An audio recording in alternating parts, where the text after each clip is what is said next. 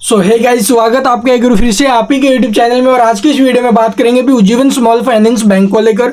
Ujjivan small finance bank में आप लोग देखोगे आज हमें लगभग 6.5% के करीब क्रैश देखने को मिल रहा है। आखिरकार क्या कारण है भी उज्जीवन स्मॉल फाइनेंस बैंक में आज गिरावट के पीछे? बहुत से निवेशकों के कमेंट है कि यहाँ पर जो शेयर होल्डिंग्स है उसमें भी चेंजेस है, प्रमोटर्स की होल्डिंग जीरो हो गई है। ये तो काफ़ी टाइम पहले हो गया था। HDFC बैंक और HDFC का जब आप लोगों ने मर्जर हुआ दोनों का, तो उस टाइम वहाँ पर भी जो आप लोग जाकर देखोगे भी जो होल्डिंग है वो बिल्कुल कम है ही नहीं है। ठीक है, प्रमोटर होल्डिंग जीरो है। तो ये होता ही है, अभी इसको लेकर आपको परेशानी नहीं करनी है भी ऐसा क्यों हो गया। ITC है वहाँ पर भी तो प्रमोटर्स की होल्डिंग जीरो है, तो मैनेजमेंट तो चला रहा है ना, कोई दिक्कत वाली बात नहीं है। ऐसा यहाँ पर आपको ऐसा नहीं लगना चाहिए कि प्रमोटर नहीं है तो कंपनी या फिर बैंक चलेंगे नहीं, ऐसा बिल्कुल नहीं है। इससे बड़े बड़े बैंकों के अंदर भी नहीं है भाई। HDFC बैंक तो इससे बहुत बड़ा है। ठीक है, इंडिया का सबसे बड़ा बैंक है भाई। ठीक है, आप लोग देखोगे अगर प्राइवेट सेक्टर में देखा जाए तो इंडिया का सबसे बड़ा बैंक है, और उसके अंदर आप लोग देखोगे होल्डिंग नहीं है प्रमोटर्स की, तो क्या हुआ, वो चलेगा नहीं क्या? वो चल रहा है। तो इसलिए यहाँ पर भी कोई दिक्कत वाली बात नहीं है। मर्जर हुआ है, कोई एक इंसान जो है भी यहाँ पर अपने बैंक की डोर नहीं संभाल के चलने वाले। ठीक है, यानी कि प्रमोटर्स है उनके हाथ में ये सब कुछ नहीं रहने वाले हैं। यहाँ पर पब्लिक का बहुत पैसा है भाई, इसलिए। तो चलिए अब आपको मैं दिखाता हूँ भी आखिरकार, वो तो अलग बात है, अब डिस्कस करते हैं मुद्दे पे, आखिरकार क्यों टूटा है 6.5%। तो चलिए मैं आपको दिखाता हूँ, एक बड़ी खबर है जिसकी वजह से यहाँ पर ये गिरावट हमें देखने को मिली है। तो यहाँ पर देखोगे ये जो खबर है वो हमें NDTV की ऑफिशियल वेबसाइट के ऊपर देखने को मिली है, या फिर आप लोग देखोगे कंपनी ने अपनी प्रेजेंटेशन दी अभी शुक्रवार के दिन दी थी, उसमें भी कंपनी की तरफ से थोड़ा बहुत अपडेट आया है। अगर आप लोग वो पढ़ोगे तो टाइम लगेगा, लेकिन यहाँ पर जो विश्लेषण करके बताया गया वो देख लीजिए।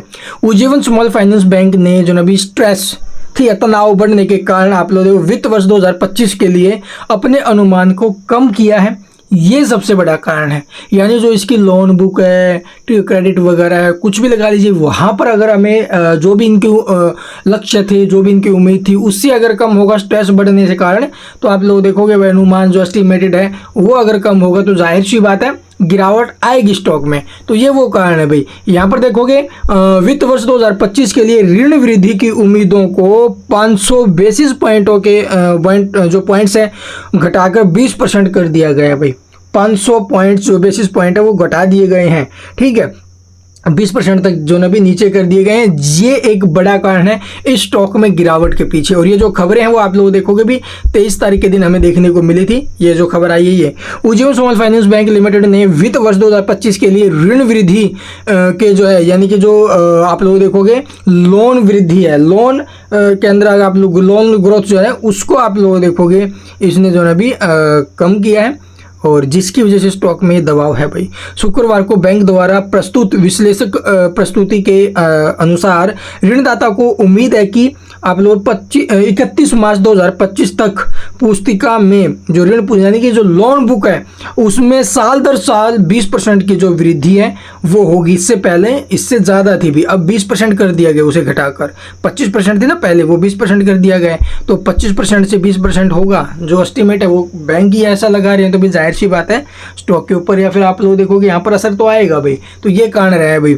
कम ऋण वृद्धि लक्ष्य के साथ साथ उज्जीवन स्मॉल फाइनेंस बैंक के वित्त वर्ष 2025 के लिए आप लोग नवीनतम मार्गदर्शन है, जो गाइडेंस है ना, उसमें आप लोग 22% इक्विटी पर रिटर्न का भी अनुमान लगाएगा। 22% इक्विटी पर रिटर्न्स। ठीक है, ये आप लोग देखो गाइडेंस के अनुसार है भाई। और जो मई में किए गए अनुमानों से लगभग 200 आधार पॉइंट यानी 200 बेसिस पॉइंट जो है वो कम हुआ है। और नवीनतम अनुमानों के अनुसार चालू वित्त वर्ष बैंक के लिए ऋण लागत, ठीक है, यानी जो क्रेडिट वगैरह है वो 1.7% रहने की उम्मीद है। इसकी तुलना पहले अनुमानित 1.4 से 1.5% लागत से की जाती है भाई। ठीक है, तो ये टोटल अपडेट्स अभी जिसकी वजह से स्टॉक के ऊपर ये दबाव हमें देखने को मिला है। Ujjivan small finance bank lowers financial 2025 guidance in a month. तो आप लोग देखो जो ये लोअर गाइडेंस है इसकी वजह से हमें असर देखने को मिला है। 25% की उम्मीद थी लोन ग्रोथ में, आया कितना है 20% की अनुमान है अभी इनका। क्रेडिट कॉस्ट आप लोग देखोगे 1.4 से 1.5% की उम्मीद थी। ठीक है, लेकिन एस्टिमेट अभी टाइम क्या है 1.7%। इक्विटी रिटर्न ऑन इक्विटी जो रिटर्न ऑन इक्विटी उसमें भी आप लोग 22 से घटकर 20 हो गया है भाई।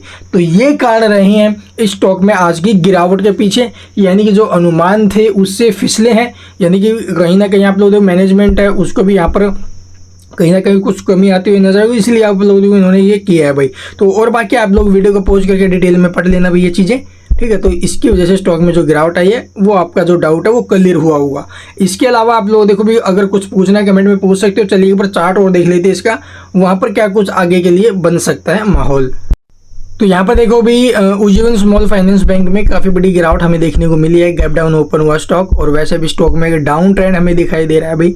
और नीचे में सपोर्ट की अगर मैं बात करूँ तो 43 एंड जो रहेगा अगला सपोर्ट 39.97 यानी कि लगभग 40। तो 43 एंड 40 ये दो सपोर्ट अभी, और बाकी जो कोई खबरें आएंगे वो आपके साथ जरूर साझा करेंगे। आज अगर आपकी होल्डिंग है तो इन दो सपोर्ट के साथ यहाँ पर अपनी होल्डिंग रखो भाई। और लॉन्ग टर्म वाले जो ना भी अपने होल्डिंग बनाए रख सकते हैं। शॉर्ट टर्म वाले वो थोड़ा सा यहाँ पर इस गाइडेंस के कारण स्टॉक टूटा है, लेकिन थोड़े टाइम के बाद जो ना भी स्टॉक में रिकवरी बन जाएगी, कोई दिक्कत वाली बात नहीं है। लॉन्ग टर्म वाली जो ना भी यहाँ पर अपनी जो पोजीशन है वो लेके चलिए भी। लॉन्ग टर्म में तो स्टॉक में ग्रोथ डेफिनेटली आएगी, ठीक है। नेगेटिव तो नहीं कहना, अभी थोड़ा बहुत अपना जो लक्ष्य है वो कम किया इन्होंने, ठीक है, उसकी वजह से दबाव है। इसके अलावा कुछ पूछना कमेंट में पूछ लेना। And thank you for watching the video.